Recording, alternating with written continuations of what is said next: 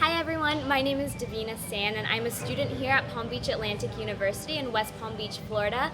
With me is Dr. Lane Cohey and we are so excited to share with you guys the new book that he wrote, which is The Disquieted Soul, and here's our Q&A. So for our first question, we don't hear the word disquiet used often. What do you mean by disquiet soul?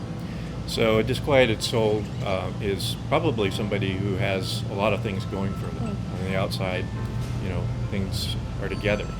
So they probably have a good career, nice resume, academic background, family, and all that.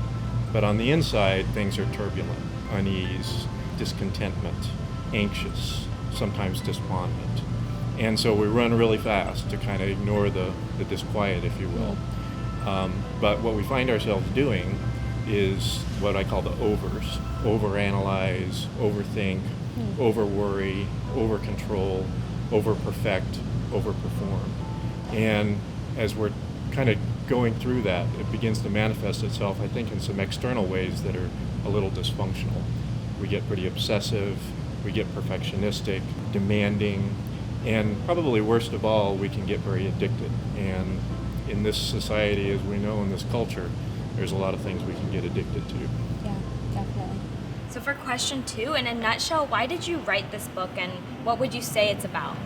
So I wrote the book because I'm the original Disquieted Soul, so I don't get off the hook. It's really a roadmap as much to me in my own life journey as to anything else. And so I always come back to the book and to the themes of the book to remind myself of the fact that it's not one and done. We're not finished.